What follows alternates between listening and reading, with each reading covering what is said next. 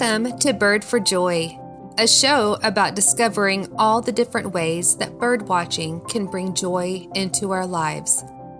I'm Candilynn Fite, your gracious host and fledgling birder. Here at Bird for Joy, we focus on listening and watching the birds around us, being curious and learning what the birds have to teach us about joy, life, and ourselves. So grab your favorite beverage, settle on your perch, and let's get into today's episode.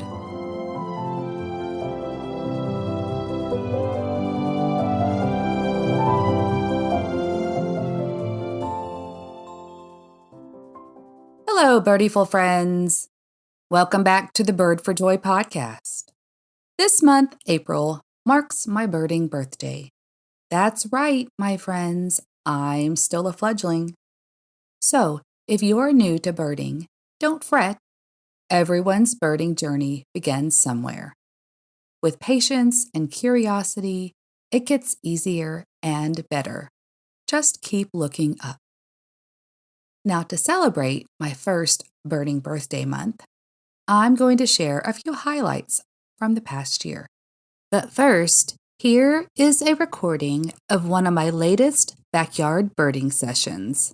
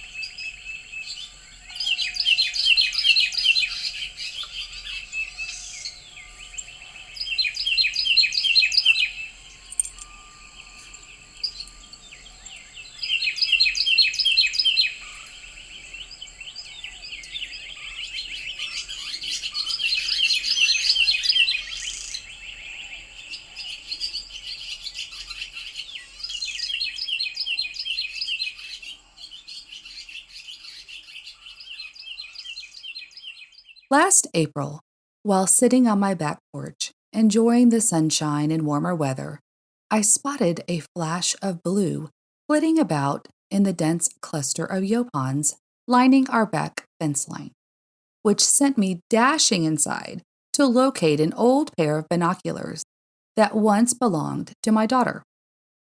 Back outside, it took several minutes to figure out how to sight in the binoculars and pinpoint the stunning, deep, sky blue bird about the size of a sparrow.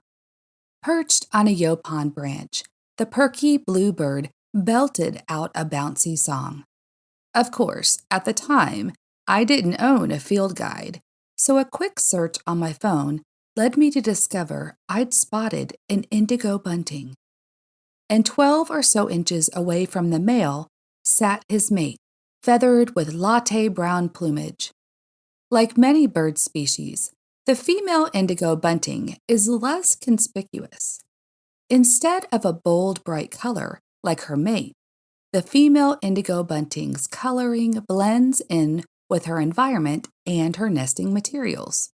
This is nature's way of protecting her so that she's able to care for her eggs and young without attracting too much attention. The indigo bunting was my spark bird, the bird that sparked my interest in birding, the bird that set me on my birding journey. I've talked about spark birds before, and at first I thought it might be the Carolina chickadee, which I spotted the same week of the bunting.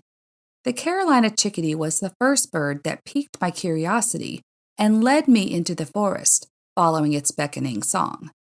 And 2 weeks later came Chauncey, the fledgling barred owl, who captured my heart and attention for nearly 3 months last summer. I'd like to say that all 3 of these birds are my spark birds, and in my heart, they are for different reasons. But the bird that started it all on a warm April day was the indigo bunting. Happy birding birthday to me. Since then, I have experienced so many amazing things. For me, Birding isn't only a way to pass the time. I wouldn't even call what I do a hobby. It's more like a new way of living. Being a bird observer has brought me so much joy and changed me in ways that are difficult to put into words. But I'll try. I have grown more patient, mindful, and more attentive to the small things. My understanding and respect of the natural world has deepened. I mean, I've always loved nature. I grew up spending the summers up in Illinois with my grandmother, running barefoot in the grass, planting flowers and vegetables, watching the cardinals in the bird bath, and the robins plucking worms from the ground. I once marked and saved a nest of killdeer eggs in my grandmother's garden from the neighbor who did her rototilling. I even had the rare chance to observe a thimble-sized hummingbird nest with 2 bean-sized eggs nestled in a shrub under one of her windows. Those 2 baby birds were the tiniest I have ever seen. As an adult, I've gardened, enjoyed being out in nature, and had backyard feeders and a bird bath. But since birding has become an integral part of my daily life, I've come to know and appreciate nature in new ways. Birding has opened my eyes and heightened my awareness of the environment, conservation, and the protection of the birds' habitats. When observing the birds, I am in a constant state of wonder and curiosity. Often while out on my bird walks, I spot a new-to-me bird and have the opportunity to learn about the species and its bird song or call.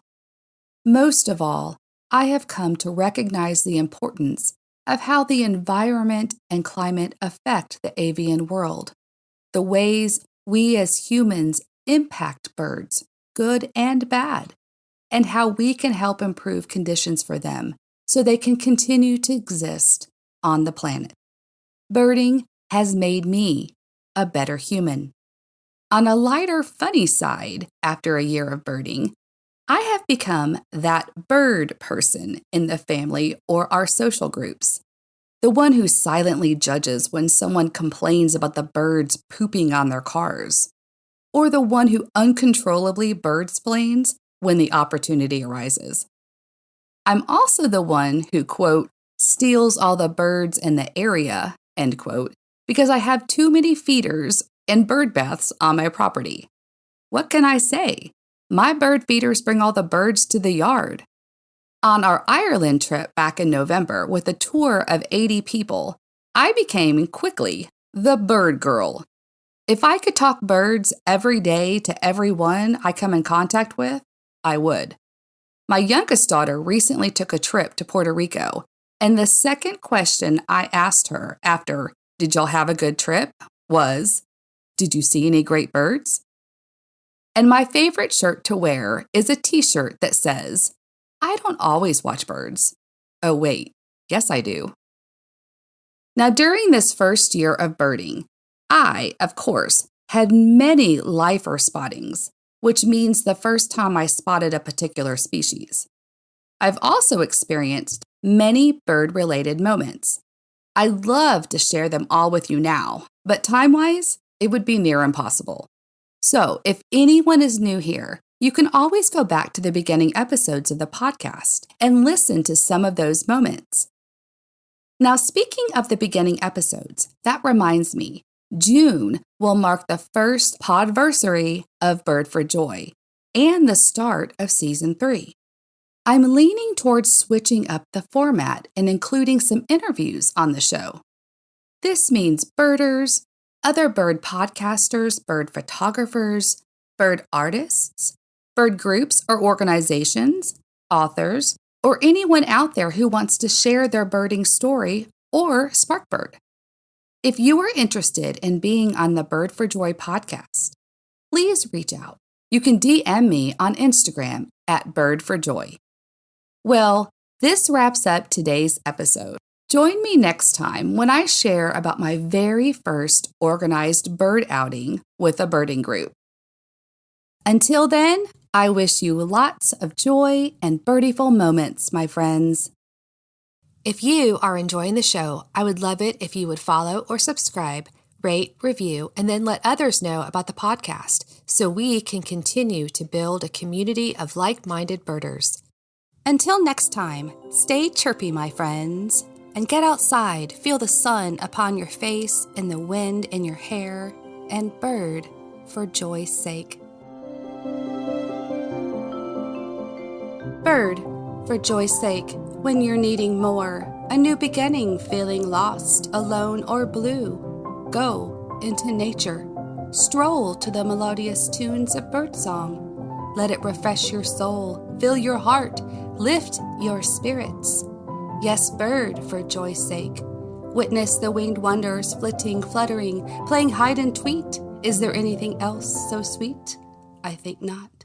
We'll save for the chitter-chatter of my own nestlings as they filled my early days, but sigh no more, for they have long left the nest, and I now strive to find myself once again, discovering new things that I do best. Bird, for joy's sake, for our feathered friends have much joy to share, and it doesn't cost a dime, only time. And I don't know about you, but I am willing to give, to have a chance to live out my days, filled with curiosity, hope, and wonder, learning patience, the art of slowing down and being fully present, living in the moment, something I have long strived to achieve. Bird, for joy's sake, and keep looking up. Let their constant cheer infect you, their tenacity provide you with lessons of never giving up, and looking on the brighter side of life. Prepare for entertainment with their quirky, chirpy silliness. Oh my, so much cuteness, happiness, and whimsy. You can't help but smile. And suddenly you'll discover worries cease, frustrations fade, chaos calms, and troubles melt away like snow in the spring. You will find yourself looking up and forward into the horizon, surrounded by song, hope, and happiness perched in your heart, feeling renewed and fulfilled. Go out into nature, take a stroll, let the avifauna rejuvenate your soul, and bird, for joy's sake.